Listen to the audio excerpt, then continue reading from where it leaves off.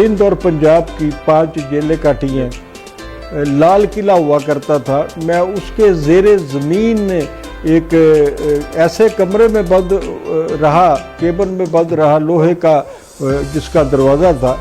जब हाथ ऊपर उठाते थे तो हाथों के ऊपर वो ईंटें रख देते थे। हमें जेल के सुपरिटेंडेंट के सामने पेश करने के लिए तो तमाम कैदियों के साथ ज़मीन पे बिठाया जाता था। कि जब मुझे कोड़े मारे गए तो कोड़े मुझे जुल्फ़िकार अली भुट्टो की कोठरी के बाहर मारे गए थे। तो कहते हैं कि इंसान को पहचानना हो तो उसके साथ जेल काटो या रेल का सफ़र करो। भुट्टो साहब से पहली मुलाकात मेरी जो है वो बहुत नौउम्री में हुई थी, जब वो जदोजहद कर रहे थे। जबकि बेनज़ीर भुट्टो के बारे में कि मुझे एजाज़ हासिल है कि मुझे वो बहुत पसंद करती थी। कि मैं बिलावल से पूछती हूँ कि तुम क्या बनना चाहते हो, तो बिलावल कहता है कि मैंने नोट किया है कि पाकिस्तान में सबसे जो ताकतवर आदमी होता है वो जनरल होता है। ज़मीन आसमान का फ़र्क है दोनों भाइयों की सियासत में। तो मरियम नवाज़ जो है वो इस वक्त पॉपुलर लीडर हैं। खुद इमरान खान से मेरी बहुत मुलाकातें रही हैं। तो मुझे तहरीक इंसाफ का कोई आदमी भी नज़र आता है तो वो उसी तरह गैर मुतमिन है जैसे कि एंटी पीटीआई लोग हैं। इमरान खान कहा करते थे कि उनका होमवर्क मुकम्मल है, ये मुकम्मल झूठ था। शुएब शेख साहब ने मेरा सौदा किया और आया। जी नाज़रीन, आज हमारे साथ मौजूद हैं मुल्क की नामवर शख्सियत और नामवर सहाफ़ी खावर नईम हाशमी साहब। आइए उनसे गुफ्तगू का आगाज़ करते हैं। अस्सलाम वालेकुम सर। वालेकुम सलाम भट्ट साहब, कैसे हैं आप? शुक्र लगा सर, आप बहुत शुक्रिया, आप तशरीफ़ लाए। Thank you sir. अच्छा सर, ये बताएं कि सबसे पहले तो आप ये बताएं कि सहाफ़त में जो आपका आना है इसकी इब्तदा कैसे हुई, वो उसके बारे से हमें बताएं आप। मैं 1970 में, अभी पाकिस्तान नहीं टूटा था, तो शाह हुसैन कॉलेज में पढ़ता था। तो वहाँ पर एक दफ़ा कोई उर्दू अदब का एक मजलिस बनी हुई थी, ये अदबी मजलिस। तो मुझे मेरे प्रोफेसर मुज़फ़्फ़र साहब थे, वो आजकल यहाँ एक तालीमी अदारा चला रहा है। तो उन्होंने मुझे पूछा कि आप आज जिसने अफसाना पढ़ना था वो नहीं आया, तो आप अफसाना पढ़ लेंगे? तो उससे पहले मैंने हल्का बाबे ज़ौक़ में 1-2 दफ़ा पढ़ने का इत्तेफाक हुआ था, कोई नज़म कोई कहानी पढ़ने का। तो मैंने कहा जी मैं पढ़ लूँगा। तो मैं कॉलेज में जो स्टूडेंट यूनियन थी उसका भी अहदेदार था और मुझे एक कमरा मिला हुआ था जिसमें एक अलमारी थी। मैंने उस अलमारी से सफ़ेद कागज़ निकाले जिन पे कुछ लिखा हुआ नहीं था। ये जो अदबी मजलिसें होती हैं इनमें ज़रूरी होता है कि आपने जो पढ़ना है वो लिखा हुआ हो और आप देखकर पढ़ रहे हो। ये एक ज़रूरी अलामत है इसकी कि आपको ज़ुबानी आप नहीं पढ़ सकते। अचानक मैंने देखा कि प्रोफेसर एरिक सिप्रियन, तो प्रोफेसर एरिक सिप्रियन का नाम तो आपको पता कौन नहीं जानता। तो उनके साथ वाली कुर्सी पे शायद किसी ने बैठना था या क्यों खाली थी, मैं वहाँ चला गया, वहाँ बैठ गया। तो मेरी बारी आई तो मैंने अफसाना पढ़ना शुरू कर दिया। अब यह था कि मैंने कागज़ वाइट पेपर सामने रखे हुए थे और मैं पढ़ रहा था, फिलबदी बोल रहा था, लेकिन ध्यान वाइट पेपर की तरफ था। तो अफसाना ख़त्म हुआ तो भट्ट साहब उस अफसाने पे इतनी तनकीद हुई, मेरा ख्याल है कि 2 घंटे तक लोग जो है उस पर बहस करते रहे कि इस अफसाने में खावर नईम हाशमी क्या कहना चाहता है। वो बड़ी लंबी चौड़ी एक बहस हुई और मेरा बड़ा खुशी मुझे कि मैंने एक ट्रिक इस्तेमाल किया और ये कामयाब हुआ, लोग इसको सराह रहे हैं। तो very next day I was in Amin Mughal साहब की क्लास में मैं मौजूद था। तो मुझे एक पीएन आया, तो उसने कहा कि सिप्रियन साहब आपको बुला रहे हैं। तो वो उर्दू ज़रा टूटी फूटी बोलते थे, शुस्ता उर्दू नहीं बोल सकते थे, उनका लहजा जो है इंग्लिश था। तो कहने लगे कि मैं आपसे एक बात पूछूंगा तो आप सच बोलोगे? तो मैंने कहा जी मैं सच बोलूँगा। आपने कल फ्रॉड किया, आपके पेपर जो है वो एम्प्टी थे और आप लोगों को तासुर दे रहे थे कि भाई आप पढ़ रहे हैं और आप चीटिंग कर रहे थे, तो आपको ऐसा क्यों किया आपने? मैंने कहा सर मुझे कहा प्रोफेसर मुजफ्फर साहब ने, तो मुझे शौक़ था, मैंने हामी भर ली, मेरे पास लिखा हुआ कुछ नहीं था, तो मैंने इसलिए, क्योंकि वो कागज़ सामने रखना ज़रूरी था, तो मैंने खाली पेपर जो है वो सामने रख लिए। थोड़ी देर उन्होंने सोचा, फिर वो कुछ लिखने लगे। लिखने के बाद उन्होंने कागज़ को फोल्ड किया और हमारा जो दफ्तर था लारस रोड पे शाह हुसैन कॉलेज का, उसके बिल्कुल सामने वो जहाँ पर निसार उस्मानी साहब रहते थे, ये व्यू पॉइंट का दफ्तर था, मदर अली ख़ान साहब का दफ्तर भी वही था, वही बैठा करते थे, हुसैन नकी साहब भी वही बैठा करते थे। तो उसके सामने दफ्तर था आज़ाद अखबार का। तो ये आज़ाद अखबार वही है जिसने सुर्खी लगाई थी इधर हम उधर तुम वाली। वो सुर्खी गलत थी, मेरे सामने बनी थी, वो उसका मतलब अखज़ किया गया था, ये भुट्टो साहब ने ये कहा नहीं था। ये मैं इस बात का यानी शाहिद हूँ कि हमारे उस्ताद मोहतरम जनाब अब्बास सत्तर साहब मरहूम ने अखज़ किया था कि इसका मतलब ये हुआ। उस अखबार के 3 एडिटर थे, अब्दुल्ला मलक, आइया रहमान और हमीद अख्तर। तो मैं एरक सिप्रियन साहब का जो लेटर था वो लेके आइया रहमान साहब के पास पहुंचा। उन्होंने कहा आइया रहमान से मिलो। आइया रहमान साहब मुझे दफ्तर के बाहर खड़े हुए मिले, मैंने उनको वो लेटर दिया, तो कहने लगे कि तुम बच्चों की कहानियाँ लिख सकते हो? मैंने कहा जी। तो हमारे अखबार में रोज़ाना हाफ पेज जो है वो बच्चों के लिए मखसूस है, क्या तुम उसे कर सकोगे? मैं कहा जी। उन्होंने मुझे एक कमरे में बिठा दिया जहाँ पर 3 ख़वातीन भी बैठती थी, फौजिया नाज़ली, परवीन मलक और ये हमारे एक सेक्रेटरी, वफाकी सेक्रेटरी थे, उनकी बेगम साहबा थी नैयर अब्बासी। तो उनके साथ चौथी कुर्सी मेरी लगा दी गई कि यहाँ पे। तो इस तरह मेरी सहाफ़त का आगाज़ हुआ। तो आप ये बताएं कि जियो तक का सफ़र आपने कैसे तय किया? देखिए, जब ये जो मुसावात अखबार था, इसको जुल्फ़कार अली भुट्टो साहब ने निकाला था। वैसे तो ये हनीफ रामे साहब का पेपर था, तो हनीफ रामे साहब से भुट्टो साहब के नाम पे ट्रांसफ़र हुआ, तो भुट्टो साहब की मलकियत में था। तो मगरबी पाकिस्तान में पीपल्स पार्टी की तर्जुमानी तो एक अखबार कर रहा था, लेकिन यहाँ पाकिस्तान में या लाहौर में ख़ास तौर पर दानिशवर जो है लेफ्ट विंग के, उनका एक बहुत बड़ा हल्का था जो शेख मुजीबुर रहमान के 6 निकात के साथ था। जो आज़ाद अखबार था ये बेसिकली अवामी लीग का तर्जुमान अखबार था। जब पाकिस्तान टूट गया तो उसके बाद इस तनख्वाह के मालकान के लिए तनख्वाहें वगैरह देना जो है वो कुछ अर्सा देते रहे, मुश्किल हो गया। तो 6 महीने 8 महीने तो गुजारा होता रहा, बिलाखिर ये अखबार बंद हो गया। मुझे चस्का पड़ गया था। ये आदत होती है ना, जैसे किसी आदमी को किसी नशे की आदत हो जाए, वो हैबिचुअल हो जाए, तो मुझे लिखने की आदत पड़ गई। तो मैं लगता था कि मैं बंजर हूँ लिखे बगैर, तो मैं इधर उधर हाथ पांव मार रहा था। 1973 में अब्बास सत्तर साहब ने मुझे बुलवाया और कहा कि हम कराची से मुसावात निकाल रहे हैं, तो क्या आप हमारे साथ जाना पसंद करोगे? उसके अगर आप फाउंडर मेंबर बनना चाहो तो हम आपको साथ ले जाते हैं। तो मैंने अपने वालिद से इजाज़त ली, उन्होंने मुझे आसानी से इजाज़त दे दी। तो मैंने कराची में जब गया तो मुझे सब एडिटर के तौर पे नौकरी मिल गई, और सब एडिटर के तौर पे जब नौकरी मिली तो उन्होंने मेरी ड्यूटी लगाई।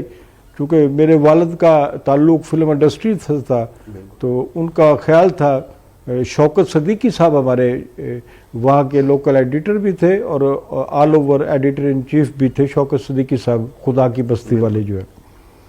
तो मैं उनसे मिला तो उन्होंने मेरी ड्यूटी लगाई कि वहाँ पर मैं फिल्मी पेज किया करूँ। फिल्मी पेज जो है 4 सफ़ों पर मुश्तमिल हुआ करता था उस वक्त, तो 4 सफ़े भरना बहुत मुश्किल काम था। तो मेरे दोस्त एक थे आरफ वकार साहब, BBC में होते हैं, तो उस वक्त वो कराची में हुआ करते थे आरफ वकार, तो रेडियो पाकिस्तान से मुंसलिक थे।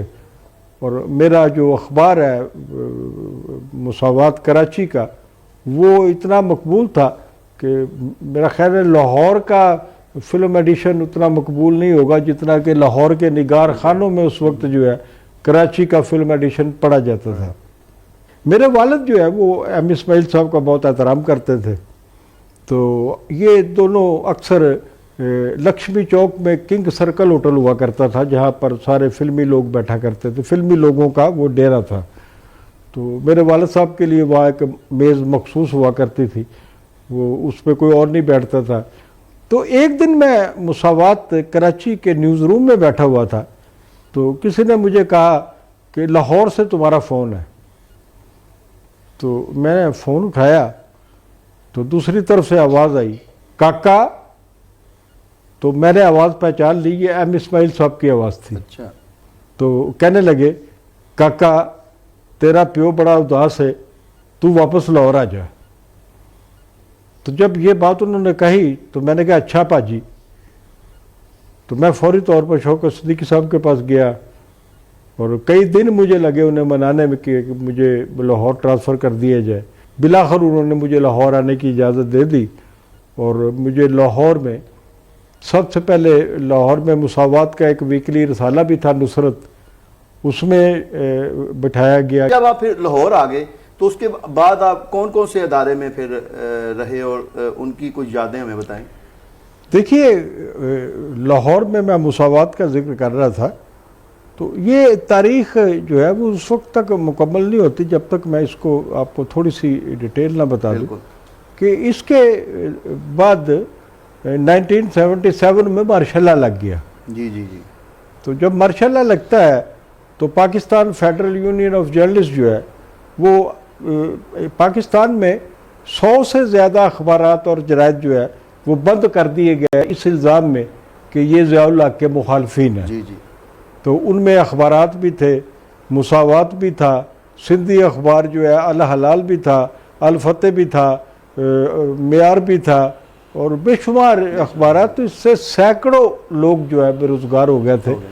तो PFU ने जब इसके खिलाफ तहरीक चलाने का शुरू किया तो मैंने फ़ैसला किया कि मैं तहरीक जो है इसका हिस्सा बनूंगा। ठीक। तो इस तहरीक में मुझे एजाज़ हासिल हुआ कि मैंने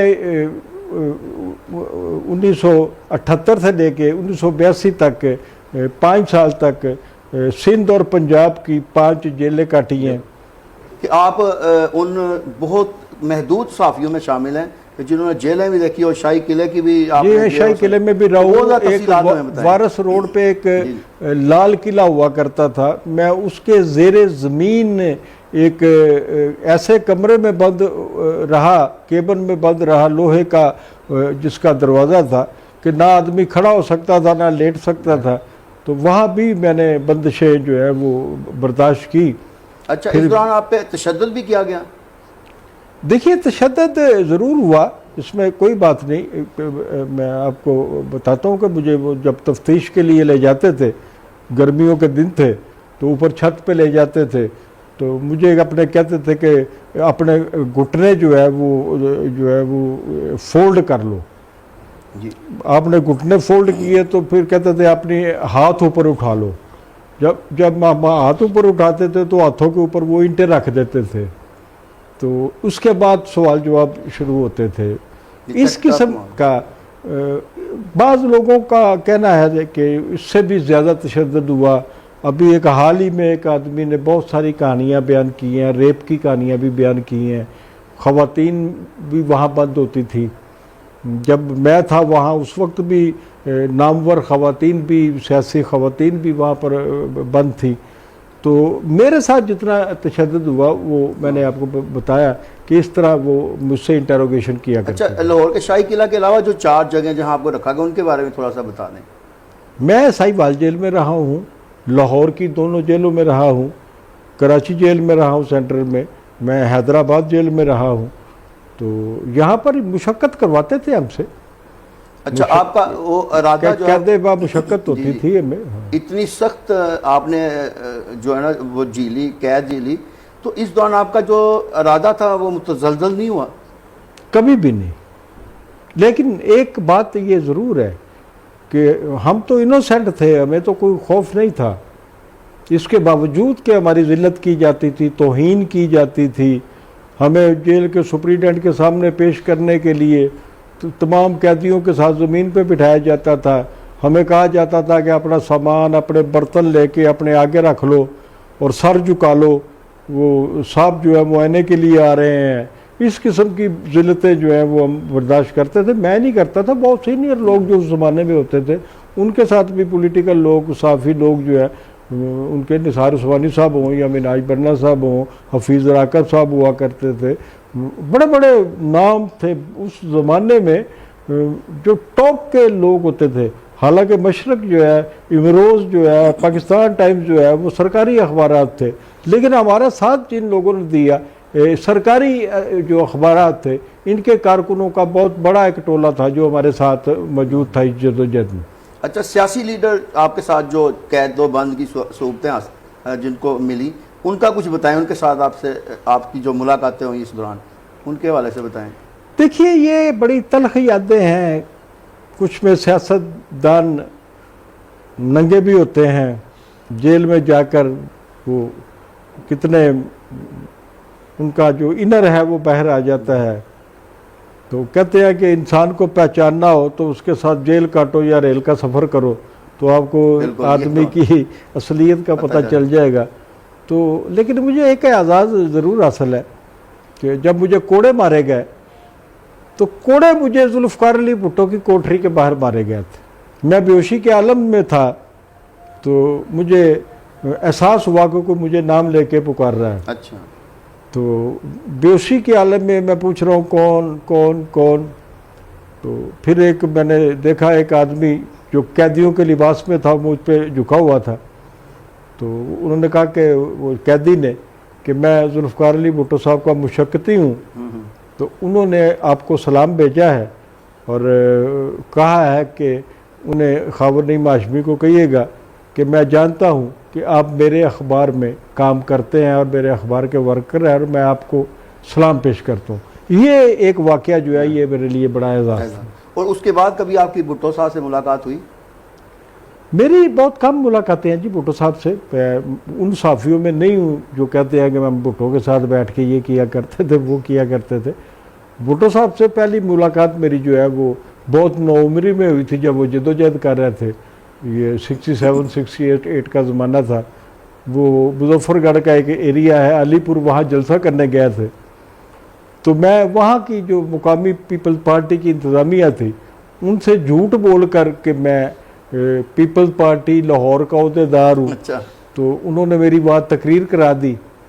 जब मेरी तकरीर हो रही थी उस वक्त जुल्फ़िकार अली भुट्टो की जलसा गाह में आमद हुई और मैंने अपनी तकरीर जारी रखी थी। अच्छा। तो तकरीर ख़त्म करने के बाद जब मुझे कहा गया कि अब आप बंद कर दें तकरीर, तो मैंने कहा मैं अब नीचे उतरूँ, क्या करूँ। तो भुट्टो साहब के साथ वाली कुर्सी खाली थी। अच्छा। मैं वहाँ बैठ गया था। तो वहाँ पर भी एक बड़ा दिलचस्प वाक़या हुआ कि लोग पीछे खड़े हुए थे, वो उनसे ऑटोग्राफ मांग रहे थे और भुट्टो साहब ऐसे ऐसे कर रहे थे कि पीछे हटो पीछे हटो। फिर अचानक भुट्टो साहब ने कहा, मुझे देखा कि इनसे पकड़ लो, मैं ऑटोग्राफ देता हूँ। 2-3-4 आदमियों को उन्होंने ऑटोग्राफ दिए। तो उसके बाद उन्होंने अपना कलम मुझे दे दिया गलती से। गलती से। और मैंने कि ये भुट्टो का कलम है वो अपनी फौरन जेब में रख लिया। अच्छा। अभी 2 मिनट ही गुजरे, उन्होंने मेरी तरफ देखा, तुम्हारे पास मेरा पेन है, तो मुझे वो उनका पेन वापस करना पड़ा। तो ये उनसे मेरी पहली मुलाकात थी। उसके बाद इस तरह की हादसाती मुलाकातें हुई, लेकिन मेरी बाकायदा मुलाकातें या मेरा उनसे बाकायदा ताल्लुक़ नहीं रहा। जबकि बेनज़ीर भुट्टो के बारे में कि मुझे एजाज़ हासिल है कि मुझे वो बहुत पसंद करती थी और वो उनका कोई भी उस ज़माने में जदोजहद कर रही थी, दुनिया के किसी कोने से कोई भी सहाफ़ी उनका इंटरव्यू लेने आता था तो वो सहाफ़ी को सजेस्ट करती थी कि वो मेरा इंटरव्यू भी करे। बल्कि जहाँ ठहरी होती थी मुझे वहाँ बुलवा लेती थी और मुझे कहती थी कि आप भी इंटरव्यू दो और बताओ कि आप एक बीइंग जर्नलिस्ट आपने कितनी कुर्बानियाँ दी हैं। तो और बेनज़ीर भुट्टो को आपने एक सियासतदान के तौर पे तो देखा, एक खातून की हैसियत से और एक माँ की हैसियत से आप उनको कैसा पाया? जी हाँ, जब वो आखिरी बार माज़ूल हुई तो मैं जंग रावलपिंडी में था। तो हम कुछ साथी, महमूद शाम भी शामिल थे और भी लोग शामिल थे। कोई 6-7 आदमी उनका इंटरव्यू करने उनके घर गए थे। तो मैंने देखा अब इंटरव्यू हो रहा है तो अचानक वो खड़ी हो गई। उनके बच्चे स्कूल से आ गए थे, तो बहुत छोटे छोटे थे, बिलावर और बच्चे जो दोनों बेटियां हैं। तो उन्होंने कहा कि मेरे बच्चे स्कूल से आ गए, तो मैं थोड़ी देर के लिए आपसे इजाज़त चाहूँगी। तो फिर हमने देखा कि वो गई हैं, बच्चों का लिबास चेंज करवाया है, उनको अपने हाथ से खाना खिलाया उन्होंने, और उसके बाद वो बिलावल को हमारे साथ ले आई, हमारे पास ले आई। तो हंसते हुए कहने लगी कि मैं बिलावल से पूछती हूँ कि तुम क्या बनना चाहते हो, तुम अपने नाना की तरह सियासतदान बनोगे, माँ की तरह सियासतदान बनोगे, या तुम्हारी कोई फ्यूचर प्लान कुछ और है? तो बिलावल मुझे कहता है कि मामा मैं जर्नल बनूंगा। वाह। तो मैं पूछती हूँ कि तुम जर्नल क्यों बनोगे? तो बिलावल कहता है कि मैंने नोट किया है कि पाकिस्तान में सबसे जो ताकतवर आदमी होता है वो जनरल होता है। बच्चा था उसकी वजह से वो देख रहा था ना कि यहाँ ताकत का इस वक्त मार्शल्ला था। तो सर आप बेनज़ीर की जो सियासत है और उनकी जो शहादत है उसका कंपैरिजन अब जो बिलावल अब नौजवान होके आ गया सामने, तो इसमें क्या मुस्तकबिल देखते हैं कि क्या वो बेनज़ीर की तरह कामयाब सियासतदान बन सकेगा? बिलावल भुट्टो तो रिवाइव कर सकता है पाकिस्तान पीपल्स पार्टी को। पंजाब में भी पीपल्स पार्टी का वोटर जो है इंटैक्ट है, लेकिन गैर मुतहर्रिक है, खामोश है, और वो मुमकिन है वोट भी डालने जाता है या नहीं जाता। तो ये सब कुछ बिकॉज ऑफ आसिफ अली जरदारी साहब है, क्योंकि आसिफ अली जरदारी के बारे में जो नून लीग ने जिस तरीके से उनकी किरदार कुशी की, जिस मुनज़्ज़म तरीके से मिस्टर 10% और पता नहीं क्या क्या उन पर इल्ज़ामात, और वही इल्ज़ामात और वही मुकदमे वो आज भी भुगत रहे हैं, तो अवाम के ज़हनों में छाप लग गई कि ये वाकई कोई करप्ट आदमी है। तो अल्लाह जानता है वो करप्ट है या नहीं है, मैं उसके बारे में नहीं कह सकता। लेकिन अगर बिलावल जो है वो आज़ादाना सियासत करे और लोगों को एहसास हो जाए कि ये अपने वालिद के उंगली नहीं पकड़ी हुई या उनके अहकामात या उनकी हदायत की रोशनी में नहीं है। लेकिन नवाज शरीफ और जो शहबाज शरीफ है, इनकी सियासत को आप कहाँ पाते हैं और इनके हवाले से आप क्या कहते हैं? ज़मीन आसमान का फ़र्क है दोनों भाइयों की सियासत में। देखिए अभी जो जलसा हो रहा है आज यहाँ पर गुजरांवाला में, तो उसमें जो अदम शिरकत है उनकी शहबाज शरीफ साहब की, वो सोचा समझा उनका मंसूबा है। उन्होंने अपनी दरख्वास्त ज़मानत वापस ली और जेल में चले गए।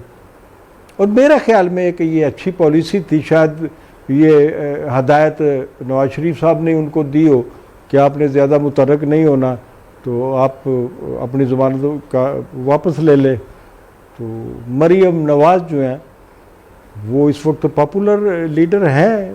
बिलावल को और मरियम को आपस में कंपैरिजन इनका करते हैं, तो आप मुस्तकबिल में किसको वज़ीर आज़म देखते हैं? अभी तो मरियम नवाज़ अगर इम्कानी तौर पे देखा जाए तो अभी तो मरियम नवाज़ नज़र आ रही है, यानी उनके पॉइंट ज़्यादा हैं इस वक्त आपको नजर आ रहा है। और ये जो इमरान खान हैं उनसे आपकी बहुत सारी मुलाकातें रही हैं, तो आपने इनको कैसा सियासतदान पाया, और आप वज़ीर आज़म बनने के बाद क्या इनकी शोहरत ज़्यादा हुई है या पहले से कम हो गई है? वज़ीर आज़म बनने के बाद बहुत फ़र्क आया है, इनकी शोहरत में भी आया है। इनके अपने वोटर्स जो है, मेरा तो बहुत ताल्लुक़ रहा है इनकी पार्टी से भी। ये जब यास्मीन राशिद वगैरह, खालिद राजा वगैरह और बेशुमार लोग जब बहुत मुतहर्रिक थे, पार्टी को ऊपर ले जाया जा रहा था, जिमखाना में डिनर हुआ करते थे और पता नहीं क्या क्या एक्टिविटीज़ थी, ये मुझे भी बुलवाया करते थे। ख़ुद इमरान खान से मेरी बहुत मुलाकातें रही हैं। तो वो जो एक उठान थी, जिस तरीके से ये आए, आज मैं जब देखता हूँ चारों तरफ, तो मुझे तहरीक इंसाफ का कोई आदमी भी नज़र आता है तो वो उसी तरह गैर मुतमिन है जैसे कि एंटी पीटीआई लोग हैं, उसी तरह गैर मुतमिन है। लोग उनसे मुतमिन नहीं है, उनके अपने लोग मुतमिन नहीं है। तो जब ये हालात हो जाएं, तो जब किसी से पूछे आपने किसको वोट दिया, तो वो कहते हैं पीटीआई को। तो पूछे अब भी आप वोट देंगे, तो वो ये नहीं कहते कि नहीं देंगे, वो कहते हैं कि देखेंगे। तो क्या आप ये इमरान खान की जो हुकूमत अगले 3 साल में आप क्या देखते हैं कि ये ज़्यादा स्ट्रॉन्ग होगी या वीक होती जाएगी? देखिए, मैं पेशगोई करने वाला साफ़ी नहीं हूँ। इमरान खान कहा करते थे कि उनका होमवर्क मुकम्मल है, ये मुकम्मल झूठ था। उनका कोई होमवर्क नहीं था। वो कह रहे थे कि मेरे पास टीम मौजूद है, ये भी झूठ था। उनके पास कोई टीम ही मौजूद नहीं थी। उनके पास जितने भी लोग मौजूद हैं उनको टीवी पर आने का शौक है, उनको पता ही नहीं है कि काम कैसे करना है। देखे ना, आप परचून फरोशों को आप कंट्रोल नहीं कर सकते, आप थोक फरोशों को आप कंट्रोल नहीं कर सकते, हैं जी, और कुछ भी नहीं आप कर सकते। आप क्राइम रेट जिस तरीके से हुआ है, आप देखेंगे इस मुल्क में जीटी रोड पर एक खातून के साथ उसके बच्चों के सामने रेप होता है, गैंग रेप होता है, और 2 दिन के बाद ये वाकया फिर दोहराया जाता है, एक और औरत को बच्चों के सामने जो है रेप कर दिया जाता है। आपने जियो से बोल गए और बोल में क्या प्रॉब्लम हुई उस वक्त के बोल बड़ा अदारा नहीं बन सका, उस तरह अपने आप को जिस तरह लाया था उस तरह नहीं ऊपर जा सका? जी हाँ, मेरी जद्दोजहद जो है वो मौजूद है, आपके सामने है, और उस जद्दोजहद को कोई बोल हो या कोई और हो, उस जद्दोजहद को, ये जद्दोजहद जो मैंने बोल के लिए की थी, ये किसी यूनियन के प्लेटफॉर्म से नहीं की थी, ये वन मैन शो था। बिल्कुल। और यहाँ पर 700 से 1000 आदमी जो है वो रोज़ाना जमा होते थे और मुख्तलिफ होते थे, और कोई ज़िंदगी का शोबा ऐसा नहीं है जिसके नुमाइंदे जो मौजूद ना होते हो। मैं सिविल सोसाइटी का जो मेरा एक एहतराम करती है वो, अभी देखिए मैं बेसिकली 4 साल से बेरोज़गार हूँ बोल के बाद, तो लेकिन मैं ज़िंदा हूँ और इज़्ज़त के साथ ज़िंदा हूँ बिकॉज ऑफ माई फ्रेंड्स। और मेरे फ्रेंड्स जो है वो मखसूस नहीं है, सारा सोसाइटी जो है मैं उनको अपना दोस्त समझता हूँ। बोल के मुलाजमीन के किराए घरों के अदा करता था, उनके घरों में राशन भी जो आया जाता था, उनके बच्चों की फीसें अदा की जाती थी, ये सब बिकॉज ऑफ माई फ्रेंड्स हो रहा था। ये बहुत सारे लोगों को तकलीफ थी। मुझे जंग लड़ना थी। वो जंग जो है वो इतनी तेज़ी से फैली, इतनी मकबूल हुई जंग कि शुएब शेख की रिहाई के लिए उसको ये शर्त मानना पड़ी रिहा होने के लिए कि उसको रिहा अगर कर दिया जाए तो वो खावर नईम हाशमी को नहीं रखेगा। शुएब शेख साहब ने मेरा सौदा किया और रिहा हुआ। आपके वालिद साहब जो है ना वो मुल्क के नामवर अदाकार भी थे, और आपका उनके साथ जो बचपन भी गुजरा और जवानी भी, इस वाले से मैं उनकी कुछ यादें बताएं कि उन दिनों में आपके घर में कौन कौन आता था, बचपन में आपने किन लोगों को अपने घर में आते हुए देखा, उनके साथ काम करते हुए, वो थोड़ी सी यादें हमारे साथ शेयर करें।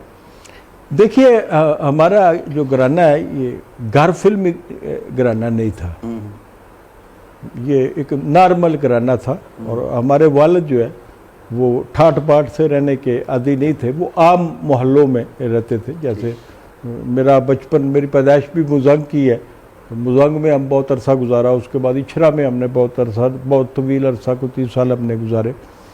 तो हम नॉर्मल तरीके से रहने वाले लोग थे। जब मेरे वालिद टॉप पर थे, विलन थे, जब उनका नाम बहुत नुमाया तौर पे स्क्रीन पे नज़र आया करता था, तो उस वक्त हम देखते थे कि बड़े बड़े आर्टिस्ट, नैयर सुल्ताना हो, नीलो बेगम हो, शमी मारा हो, उस ज़माने में जितने भी, सबिया का नाम लिया मैंने, ये हम देखते थे। चूँकि हम बहुत छोटे थे, 4-4, 5-5 साल के थे जब मुजंग में रहते थे, तो ये लोग जो है उनकी गाड़ियाँ बाहर सड़क पर खड़ी होती थी, तो वालिद साहब तैयार होने के बाद घर से निकलते थे तो उनके साथ गाड़ी में बैठते थे, स्टूडियो चले जाते थे, और मैं अपने घर का वाहिद फ़र्द हूँ जिसे वो कभी कभी स्टूडियो में ले जाते थे। तो इसके अलावा हमारा घर का जो माहौल है वो कभी फिल्मी नहीं रहा। और वो जो शख्सियत के तौर पे देखिए, वो बीइंग आर्टिस्ट उन्होंने बहुत नाम कमाया, विलन के तौर पर भी बहुत नाम कमाया। फिर उनको शुगर हो गई, ब्लड प्रेशर हो गया, उस वक्त शुगर का कोई इलाज नहीं था, वो हड्डियों का ढांचा बन गया। उस वक्त उन्होंने बनारसी ठग जैसी फिल्में आपने देखी कि सुल्तान राय हीरो है और उसके मुकाबले में जो विलन है वो नईम हाशमी है, और नईम हाशमी साहब जो है वो हड्डियों का ढांचा है। और विलन उनको इसलिए लिया गया कि उनको फिल्म के प्रोड्यूसर को और डायरेक्टर को सुल्तान राय के मुकाबले में ऊंचा बोलने वाला एक्टर कोई दस्तयाब नहीं था। वो एक सियासी कारकुन थे, मजलिस अहरार से उनका ताल्लुक़ रहा। वो एक अदीब थे, शायर थे और प्री पार्टीशन नईम नोमानी के नाम से शायरी किया करते थे। और पार्टीशन के बाद उन्होंने शायरी को इसलिए अपना ज़रिया शायरी में नहीं वो मशगूल रहे क्योंकि ज़रिया मुआश उनका कोई नहीं था। वो मुनीर नियाज़ी की तरह शायरी को अपना ज़रिया मुआश नहीं बनाना चाहते थे, वो कोई काम करना चाहते थे। तो उनको ये काम मिला एक एक्टिंग का, तो राग़ब हो गया इसकी तरफ। तो बहुत बड़े कलाम वो उन्होंने, मैं नाम लूँगा तो लोगों के नाम आएंगे। तो बड़ी बड़ी गज़लें जो आज तक पॉपुलर हैं, बड़े गीत जो पॉपुलर है, वो लिखते थे और अपने शागिर्दों को, दोस्तों को तकसीम कर दिया करते थे। अच्छा सर, आपको अपने वालिद साहब की तरह कोई अदाकारी का शौक़ था कि नहीं? मैंने फिल्मों में काम किया है। कोई एक दो के नाम बता दें। 2 फिल्मों में काम किया। एक फिल्म तो मादर वतन थी और एक फिल्म डॉक्यूमेंट्री फिल्म थी मुकद्दस अमानत। मुकद्दस अमानत बच्चों को कहते हैं। तो ये फैमिली प्लानिंग की डॉक्यूमेंट्री फिल्म थी, लेकिन इसका दौरानिया 1 घंटे का था। अच्छा सर, आपकी शादी जो लव मैरिज है या अरेंज मैरिज? मेरी अरेंज मैरिज। Arrange marriage. और बचपन में आप शरारती थे या एक सोबर खावर? जी, मुझे बहुत, मैं शरारत को बहुत पसंद करता था, ख़ुद भी शरारती था और दोस्तों को भी, ऐसे दोस्तों को करीब रखता था बहुत शरारती हो। कोई एक शरारत जो आपको याद हो? बेशुमार दफ़ा को घर में मेहमान आया हुआ है, छत पे सोया हुआ है, गहरी नींद सोया हुआ है, उसकी चारपाई के नीचे घुस जाओ उसको थोड़ा सा धक्का दो, एकदम वो घबरा जाएगा। इस टाइप के वाक़यात कई ऐसे गुजरे? हाँ, इस तरह शरारतें वगैरह बहुत की। बहुत शुक्रिया सर आपका। Thank you very much.